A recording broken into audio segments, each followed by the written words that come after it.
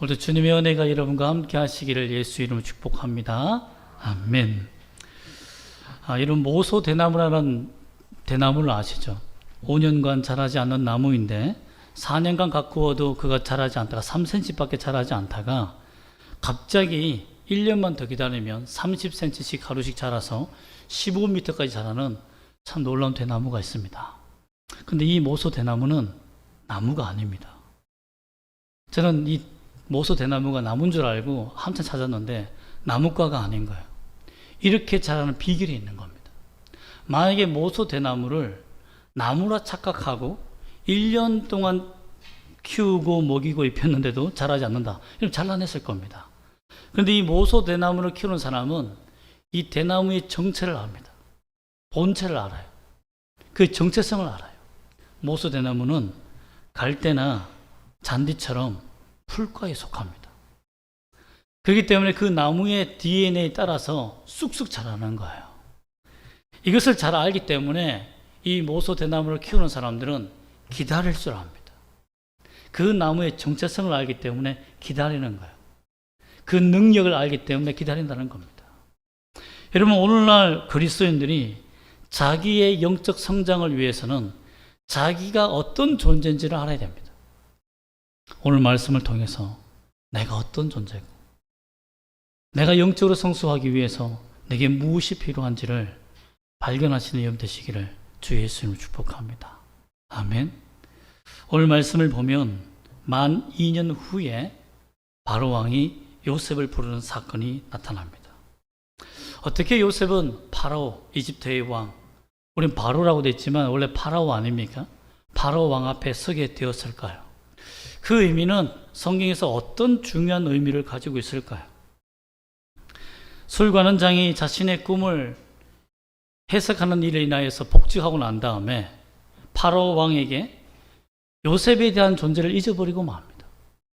그렇게 자신을 부탁하여서 꿈을 해석해 주어서 파라오 왕에게 술관원으로서 복직하여 잘 되었으면 분명히 기억하고 남아야 되는데 정치적 목적이 있었다고 했지 않습니까? 괜히 잘못해서 요셉이 억울하게 들어갔다고 얘기하면 자신이 친위대장 보디발과 적이 되지 않습니까? 정치적으로 적이 되기 때문에 말할 수가 없었던 것입니다. 이렇게 해서 그는 잊혀지고 맙니다. 요셉은 보디발 장군에게도 잊혀지게 되고 또 술관원장에게도 잊혀지게 되며 그렇게 감옥에서 잊혀진 존재로 살아갑니다. 고대의 이집트의 구덩이 감옥은 아주 큰데요. 그 감옥은 몇 개월마다 그 감옥을 왕의 죄수들의 감옥들은 이감한다고 합니다. 이 굴에서 저 굴이 아니라 이 감옥에서 저쪽에 있는 먼 동네로 감옥을 옮기는 것이 아니라 서로 감옥에서 정치군들이 쉽게 말하면 정치범들이 모여서 말을 섞지 못하기 위해서 감옥방을 계속 바꾸는 거예요. 그러니까 뭘 계획을 하려고 해도 계획이 안 되는 거예요. 그러니 이렇게 해서 떠돌아다니면서 살게 되는 겁니다. 또한 요셉을 보면 무엇을 했다, 간수에게 칭찬받고 그 다음부터 직책이 올라갔다, 보디발 장군에게 무엇을 부탁받았다라는 말들이 전혀 나오지 않습니다. 잊혀진 존재로 살게 되었다는 거죠. 사람이 잘 나가다가 인기가 사라지고 세상 사람들에게 잊혀진다. 여러분, 스스로 이 목숨을 끊어버릴 만큼 큰 절망과 슬픔과 우울감을 가져다 주는 것이 잊혀지는 것 아닙니까? 요셉은 그렇게 잊혀져 갔습니다. 이러한 일쯤 잊혀져 갈 쯤에 놀라운 일이 하나 생깁니다. 뭡니까? 파라오 왕이 꿈을 꿉니다. 하루에 그것도 2번이나 꿈을 꿉니다. 근데 그 꿈의 내용은 여러분이 잘 알다시피 아름답고 살찐 암소 7마리와 또 흉악한 암소 7마리가 나타나는데요. 첫 번째 나타난 살찐 암소를 흉악한 암소가 다 잡아먹어도 그래도 더 먹고 싶은 마음으로 참 걸신처럼 있었다는 거죠. 그런 꿈을 꾸고 또 깨었다가 잠을 들었는데 정말 충실한 이삭이 올라오는 것을 보았는데 정말 가누고 마른 그런 이삭들이 올라와서 충실한 이삭을 삼키는 장면을 봤다는 거죠. 그리고 꿈을 깹니다. 이런 꿈을 꾸었을 때에 점술가들을 불러서 해석하라 라고 명령합니다. 왜 파라오가 꿈을 꾼 다음에 점술가들에게 꿈을 해석하라고 했을까요? 아주 중요한 이유가 있습니다. 이집트 왕들은 수메르 고전에 보면 수메르 구데아 왕도 하룻밤에 꿈을 2번 연속으로 꾸게 되면 이것은 신의 계시라고 생각하여서 반드시 해석을 백성들 앞에 내놓아야 됩니다. 만약에 신비한 꿈을 꾸었음에도 불구하고 그 해석을 내놓지 않으면 신의 계시를 해석하지 못하는 왕이 되기 때문에 그 꿈은 왕의 꿈이 아니라는 거예요. 왕의 소유가 아니라는 겁니다. 즉 쉽게 말하면 바로 왕이 꿈을 꾸었는데 현몽하는 신의 계시를 받았는데 그 꿈을 해석하지 못한다. 신에게 버림받은 자로 인정한다는 겁니다. 그렇기 때문에 이 당시 파라오 왕들은 신의 계시, 즉 꿈을 꾸면 그 꿈에 대해서 반드시 얘기했고, 또 수메르 구데아 왕도 보면 이름이 특이하죠. 구데아인데 그 왕이 신전을 지으라는 꿈을 연속으로 꾼 다음에 신전을 지었다고 되어 있습니다. 자기의 정치적 목적과 이익을 위해서는 꿈의 해석은 반드시 해야 됩니다. 근데 여러분 놀라운 것은 뭐냐면 꿈의 해석은 코에 검은 코걸이, 귀에 검은 귀걸이입니다. 그냥 자기 목숨을 잃지 않기 위해서 점술가들은 자기의 목숨을 잃지 않기 위해서는 해석을 해냅니다. 여러분 칼이 목에 들어왔는데 왕의 꿈을 해석하지 않겠습니까? 그런데 왜 꿈을 해석하지 못했더라고 말하고 있는 걸까요? 8절 말씀 보면 아침에 그의 마음이 번민하여 사람을 보내어 애굽의 점술가와 현인들을 모두 불러 그들에게 그의 꿈을 말하였으나 그것을 바로에게 해석하는 자가 없었더라. 만약에 성경이 본문 그대로 해석하는 자가 없었더라 라고 말한다면 점술가는 다 죽었을 겁니다. 근데 죽지 않고 살아있는 것을 보면 그 꿈의 해석이 마음에 들지 않았더라가 해석이 정확한 겁니다.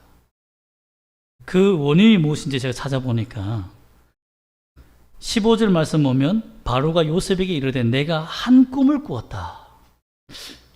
2가지 꿈을 꾸었잖아요. 그런데 파라오 왕은 꿈이 하나다라고 단수로 설명하고 있습니다.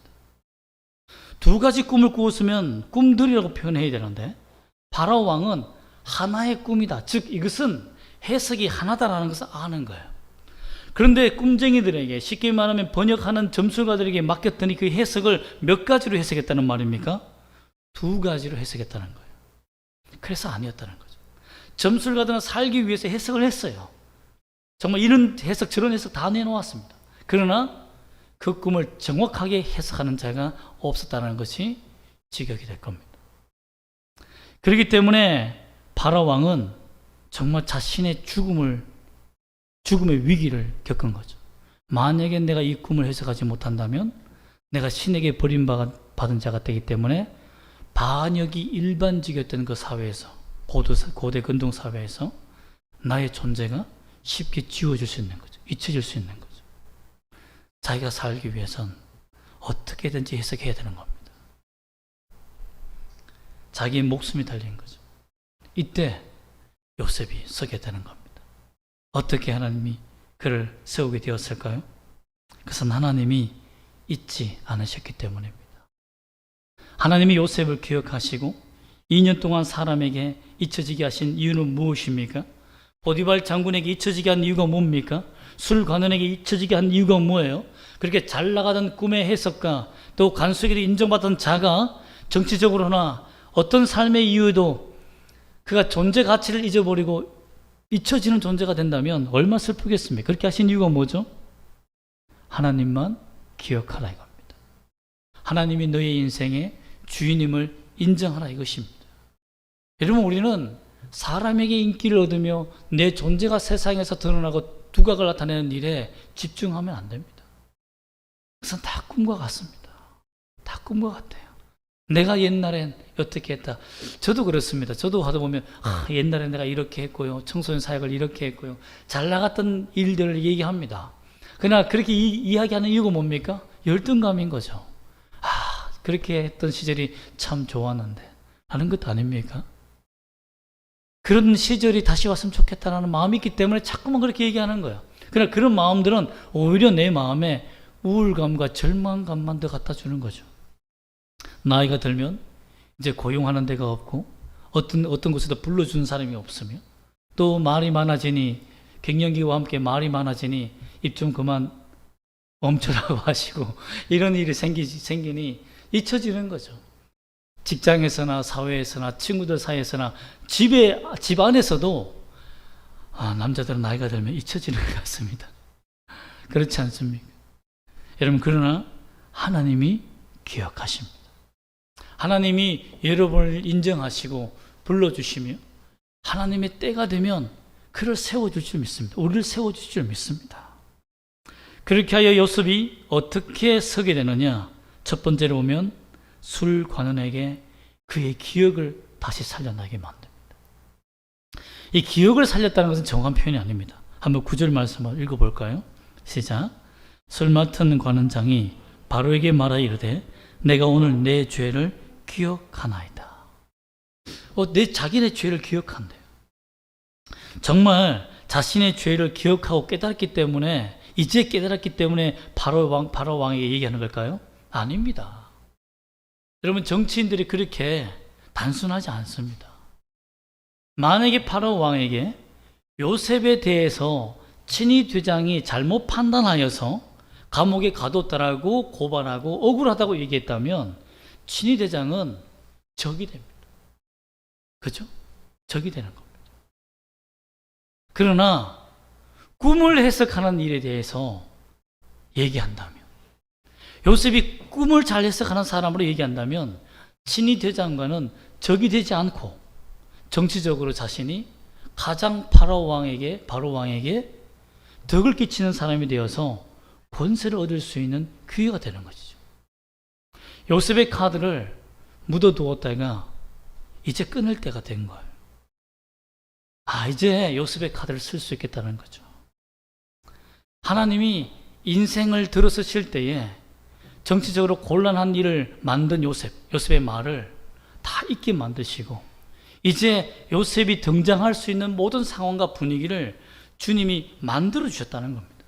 이때 정치적으로 교활한 자들이 권력을 얻기 위해서 이집트 왕에게 요셉의 카드를 꺼내 쓴 거예요. 그러며 하는 말이 뭡니까? 친위 대장 집에 내가 갇혀 있을 때에 나와 그가 하룻밤에 꿈을 꾸었다. 관원장 둘이지 않습니까? 술 관원장과 떡 관원장이 꿈을 꾸었는데 요셉이란 말이 없습니다. 보면 12절에 보면 친위 대장 종된 히브리 청년이라고 말해요. 이름도 모르는 자리였어요. 요셉을 정말 정치적으로 구해내려고 했다면 이름이라 알았어야 되는데 이름도 잊혀버린 관심도 없는 사람이었다는 거죠. 그런데 자신이 살기 위해서, 즉 술관원이 더욱더 정치적으로 힘을 얻기 위해서 정말 좋은 기회를 얻게 된 거죠. 그러면서 자신을 낮춰서 얘기하는 겁니다. 히브리 청년이 내가 함께 있을 때 그 꿈을 해석했는데 꿈대로 되었다. 그는 죽고 나는 살았다. 이렇게 정확한 꿈 해석하는 자가 있는데 왕이여 한번 부르시지 않겠습니까? 라고 권면한 거죠. 조언을 한 겁니다. 여러분 2년 동안 잊혀진 존재가 하나님 앞에 겸손하게 철저히 낮아지며 하나님만이 나를 기억하시는 것을 다시 깨달은 요셉에게 하나님이 세상의 왕이 기억할 수 있는 존재로 하나님 만드시는 때가 왔다는 것입니다. 그래서 기다려야 되는 거예요. 이렇게 히브리 청년 요셉은 왕 앞에 서게 됩니다. 우리 14절과 15절 말씀을 한번 볼까요? 어떻게 요셉이 말하는지 한번 읽어보겠습니다. 시작. 이에 바로가 사람을 보내어 요셉을 부르매 그들이 급히 그를 옥에서 내놓은지라 요셉이 곧 수염을 깎고 그의 옷을 갈아입고 바로에게 들어가니 바로가 요셉에게 이르되 내가 한 꿈을 꾸었으나 그것을 해석하는 자가 없더니 들은즉 너는 꿈을 들으면 능히 푼다 하더라. 너는 능히 푼다 하더라 하며 요셉의 능력에 대해서 바로가 인정하는 순간입니다. 그때 요셉이 뭐라 말합니까? 16절 다 같이 읽어볼까요? 시작. 요셉이 바로에게 대답하여 이르되 내가 아니라 하나님께서 바로에게 편안한 대답을 하시리이다. 이것이 2년 동안 잊혀진 자의 하나님의 훈련의 결과입니다. 내가 무엇을 하려고 한 것이었어요. 처음에는 술관원장에게는 내가 살기 위해서 그 사람을 이용하고 내 권력을 이용하며 나를 드러냈지만, 나의 시간표를 드러냈지만 2년이 지난 이후에는 내 것이 아니었다. 내 능력이 아니었다.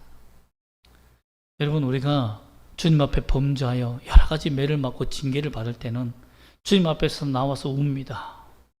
그리고는 조금 기도했다가 응답되고 잘 되면 금방 하나님을 잊어버립니다.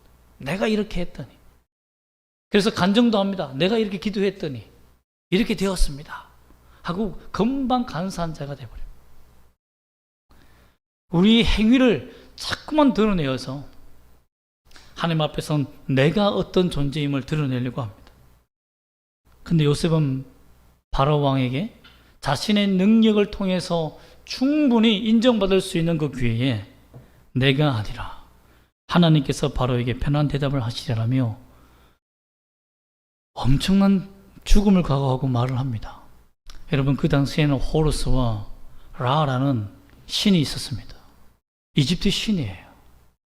죽음과 생명을 감당하며 또한 만물의 곡식을 풍요를 담당하는 이 라 신이 있는데, 그 신을 섬기는 그 신의 정체의 아들이 누굽니까? 신과 같은 존재가 파라오입니다. 그 파라오에게 이집트의 신은 엉망진창이다. 이 꿈을 해석하지 못한다. 신의 그 신을 해석하며 신의 친접한 자들도 해석하지 못한다. 오직 이집트에서 이 꿈을 해석하고 준 자는 누구다? 하나님이다가 얘기하는 것이 정말 제정신이겠습니까? 잘만 얘기하면 출세할 수 있는데 그 자리에서 오히려 목숨을 내놓는 말을 합니다. 이 말은 내가 2년 동안 잊혀진 존재로 살다 보니, 아니 지금까지 인생을 살다 보니 내가 이렇게 바로 앞에 서서 출세할 수 있는 기회를 얻게 된 것은 내 능력이 아니었다는 거예요. 내 때가 내가 준비한 때가 아니라는 겁니다. 하나님이 준비하신 때를 기다렸더니 하나님이 준비하셨고 나는 그동안 겸손히 주님 앞에 엎드린 것밖에 없었다는 것을 요셉이 선언하는 겁니다. 여러분, 이런 믿음의 고백을 여러분도 가지기를 소망합니다. 그런데 그 꿈의 얘기를 듣습니다. 그 꿈을 다시 한번 얘기하기를 내가 아니라 하나님께서 바로에게 편안한 대답을 하시리이다. 하나님께서 편안한 좋은 대답을 주신다라고 말씀하십니다. 그 말에도 파라오가 자신의 정치적 생명이 달렸기 때문에 어쩔 수 없이 요셉에게 듣습니다. 이런 상황을 만드신 거죠. 아니 그렇게 말한들 죽이겠습니까? 못 죽이는 상황을 만든 거죠. 결국 그 꿈을 다 들은 요셉은 이렇게 말합니다. 25절 말씀 한번 다시 읽어볼까요? 시작. 요셉이 바로에게 아뢰되 바로의 꿈은 하나라. 하나님이 그가 하실 일을 바로에게 보이심이니이다. 그러면서 암소는 7회요. 이삭도 7회다. 그래서 7년 뒤에 풍년이 먼저 찾아온다 라고 꿈을 해석해 줍니다. 그리고 흉한 7소와 또 연약하고 마른 7이삭도 대흉년 7년을 얘기한다라고 꿈을 해석해 줍니다. 그러면서 두 번 꿈에 대해서 28절에 이와 같이 말합니다. 한번 28절 말씀을 함께 읽어보겠습니다. 시작. 내가 바로에게 이르기를 하나님이 그가 하실 일을 바로에게 보이신다 함이 이것이라. 하나님이 행하실 일이 이것이다라는 겁니다. 요셉이 파라오 왕 앞에서 그 신 앞에서 하나님의 여호와 신을 얘기하며 하나님이 이 땅에 이집트 땅에 행하실 일이 이것이다라고 말한 거예요. 이 말은 엄청난 정치적 충격입니다. 그렇지 않습니까? 내가 믿는 신, 그 나라의 존재 가치를 인정하는 신. 그래서 이집트는 전쟁이나 모든 전쟁이 신의 전쟁입니다. 그것이 고대 로마까지도 이어집니다. 우리나라도 그렇죠. 우리나라를 지키는 신, 그 신이 다른 신에게 밟히는 것은 전쟁이 지는 거예요. 영적으로 지는 겁니다. 하나님이 이 땅의 주인, 이집트가 전 세계를 지배할 수 있는 능력과 권세를 가진 이 시대에 감히 하나님이 이 땅의 주인이다라고 선포하는 거예요. 엄청난 복음을 전한 겁니다. 어떻게 보면 지금 탈레반, 지금 아프간의 심각한 그 상황 속에서 하나님이 주인이다, 이 땅에. 그리고 이 백성은 하나님의 사람이다 라고 선포하는 건 똑같습니다. 그 탈레반이 좋다라고 하며 인정하겠습니까, 여러분? 그만큼 왕 앞에서 담대하게 할 수 있었던 것은 하나님이 행하시는 일을 요셉이 믿음으로 보았기 때문입니다. 경험했기 때문이죠. 그리고 자신의 방법으로, 정치적 얄팍한 수단으로 사람을 잡고 쓰려고 했던 그 모든 것들이 헛살아 돌아가는 것을 보고, 그리고 잊혀지는 것을 보고 철저히 회개했을 겁니다. 저 같으면 감옥에서 통곡하며 회개했을 거예요. 하나님, 제가 사람을 의지한 것이 정말 저의 죄입니다. 여러분, 그 결과 그의 마음속에 다시는 내가 내 앞에서 어떤 일이, 좋은 일이 생겼을 때, 기회가 찾아왔을 때도 내가 주를 부인하지 않으리라, 주의 은혜를 내 끝이라고 인정하지 않으리라 라는 결심이 있었을 것입니다. 하나님이 행하신 일을 선포하면서 이렇게 말합니다. 32절에도 이렇게 말합니다. 한번 읽어보겠습니다. 시작. 바로께서 꿈을 2번 겹쳐 꾸신 것은 하나님이 이 일을 정하셨습니다. 하나님이 속히 행하시리니. 그러고 난 다음에요, 지금까지 겁없이 얘기했지만 이번엔 더 겁없이 얘기합니다. 33절과 36절의 말씀을 제가 요약하면 이렇습니다. 바로 왕에게 감히 이렇게 조언합니다. 명철하고 지혜 있는 사람을 택하세요. 그리고 애굽 땅을 다스리게 하소서. 감독관을 세우고 애굽 땅의 풍년 동안에 5분의 1을 거두고, 즉 쉽게 말하면 회계의 모든 부분들도 자기가 다, 재정의 부분들도 자기가 관리해 주는 겁니다. 그리고 각 성의 성읍에 쌓아놓게 하고 이 흉년을 대비하게 하라 라고 하며, 왕이 내어야 할 지혜를 감히 누가? 요셉이 낸 겁니다. 이집트 왕에게는 절대 조언하면 안 됩니다. 그 당시에는 왕에게 조언할 수 없습니다. 왕이 생각하여 내서 명령을 내고 그 어명이 그대로 지혜가 되는 거죠. 밑에 충신들이나 지혜 있는 사람들이 맡기면 그 사람들이 하는 것이지, 자기 밑에 있는 수하가 얼마나 많습니까? 재정을 감당하고 있고 이집트의 국가를 형성하며 이끌어온 사람들이, 명철한 사람들이, 천재들이 얼마나 많아요. 피라미드를 짓는데, 여러분, 피라미드를 짓는 그 천재적인 불가사의한 그 능력이 있는 사람들을 두고 요셉이 이 지혜를 낸 겁니다. 이 조언을 준 거예요. 그냥 적참입니다. 적결참수당하는 거죠. 이렇게 말할 수 있었던 용기가 어디서 나왔습니까? 이 모든 땅, 이집트의 땅의 모든 흉년과 풍년을 지배하는 것은 누구다? 하나님이 하시네. 그리고 하나님이 요셉에게 지혜를 주신 거예요. 그동안 보디발 장군 밑에서 훈련받은 것과 또한 감옥에서 훈련받은 것과 하나님이 주신 지혜가 결합되어서 이 흉년과 풍년과 흉년에 어떻게 대비해야 되는지 지혜가 생긴 겁니다. 그 자리에서 바로 얘기할 수 있도록 하나님께서 많은 경험과 지혜와 지식을 주셨다고 저는 믿습니다. 어떻게 한 번에 이런 모든 나라를 운영할 수 있는 지혜가 나오겠습니까? 재정을 담당하는 이 국가에 있는 사람들도 정말 몇 년을 노력하고 연구하고, 부동산 문제도 몇 년을 연구하고 수십 번을 바꾸어도 잘 안 되는 이 정책을 한 번에 어떻게 경제를 살리는 일을 하기 위해서 문제를 해결할 수 있단 말입니까? 이것은 인간의 지혜가 아닙니다. 하나님의 지혜가 그에게 임했다는 증거입니다. 그러면 여러분, 요셉이 하나님 앞에 어떻게 서게 되었습니까? 잊혀짐의 세월을 겸손하게 이겨낸 겁니다. 하나님께서 자신을 드러낼 때까지 기다리며 아픔과 절망과 슬픔을 다 이겨내며 주님만이 나를 살릴 수 있는 분이라는 것을 믿고 기다린 것입니다. 그 결과 그의 인생이 완전히 달라집니다. 어떻게 달라질 것을 예언하고 있습니까? 그의 옷이 바뀝니다. 하나님께서 죄송합니다.